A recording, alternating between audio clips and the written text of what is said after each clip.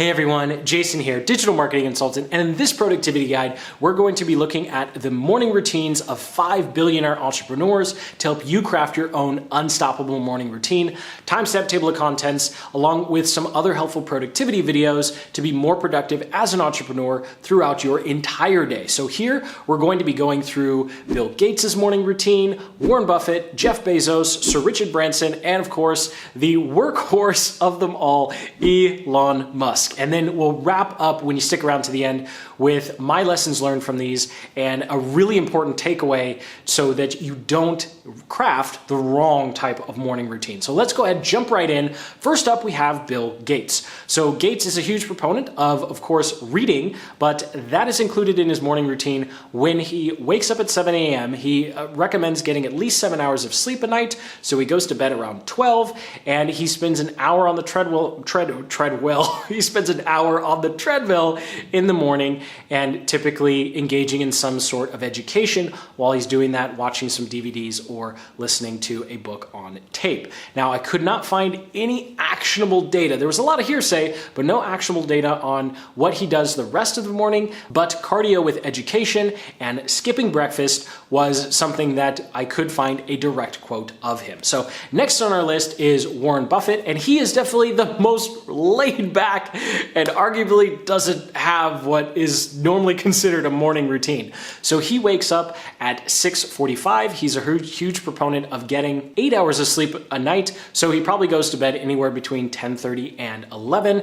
And after 6:45, we don't know what he does until around 9:45 or 9:30. On the way to his office, he always goes to McDonald's. And apparently what he orders is based upon how he's feeling about the markets. So if he's feeling really good, then he will go ahead and order a $3 plus meal. And if he's not, then his meal is going to be in the $2 range. And as weird as that sounds, that's just all the information I could find on what he does in the morning. Of course, the start and end times are just estimates based upon how he describes what his days are like and the fact that he doesn't get into his office until after the markets open, which is 9:30 a.m. Eastern Standard Time.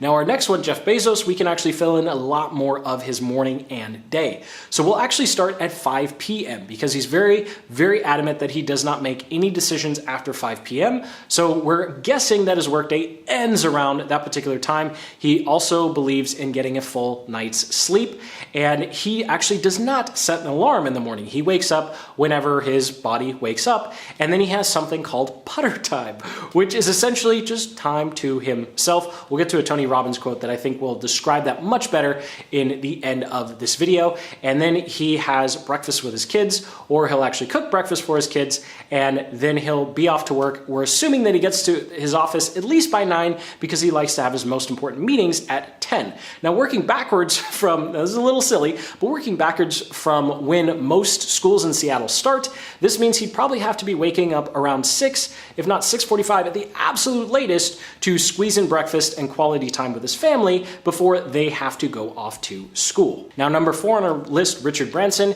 takes the trophy for waking up the earliest. Now, I actually found 2 different quotes of him, one saying he wakes up at 5 a.m. and one saying he wakes up at 5:30. Now, the 5:30 is the most recent one, so that's what we're going to go with here. So he wakes up at 5:30 and he likes to go straight into cardio. He's a huge tennis fan. He also enjoys kite surfing and weightlifting as well. He just believes that getting up in the morning and moving and working out is extremely good for your body and will help you make better business decisions throughout the day. Then somewhere else in the morning, he has breakfast with his family, after which is not on this chart. He goes ahead and reads and writes on his blog, and he believes he needs to get at least 7 hours a night to be an effective leader and entrepreneur. So he's probably going to bed around between 10 and 11. We'll just say 10:30 to meet in the middle there. Although you might find some other articles where he says 6 hours, but he's recently updated to 7, just like he changed from 5 a.m. to 5:30. Now, this last one on our list is pretty much the go-to entrepreneur whenever someone wants to justify the crazy number of hours that they're working. And of course, we're talking about Elon Elon Musk, who likes to wake up at 7 a.m. and he only needs 6 hours of sleep to function, so he goes to bed around 1 a.m.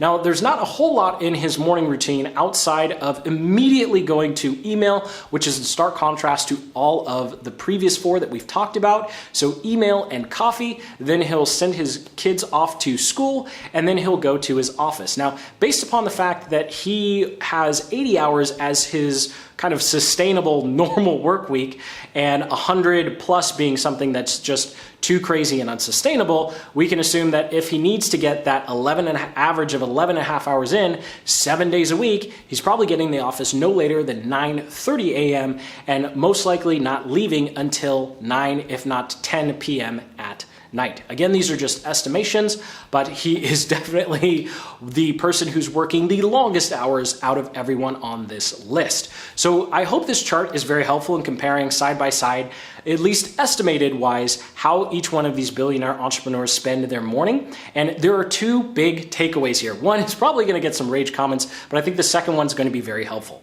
And it starts with a quote from Tony Robbins. "I made a deal with myself. If you don't have 10 minutes for yourself, you don't have a life." And I think all of the morning routines of these 5 billionaire entrepreneurs really illustrates this quote practiced out. They all have something different in the morning, but it's all designed to do one thing: get them ready for the day, which is ultimately what your morning routine should be designed to do. It's not about checking boxes and making sure you do a certain list of things in the morning. It's about figuring out what you specifically need to do in order to be ready to be your most successful self and your most prepared self for the entire day, whether that's puttering, whether that's going for a run, playing tennis, or just diving straight headfirst into your email before you pretty much do anything else, before you spend some time with your family or send the kids off. Although family time, as you'll notice, is something that was common among the last three, which sadly I think is forgotten to be talked about a lot with morning routines, because you need to be prepared not only mentally and physically, but also emotionally and spiritually.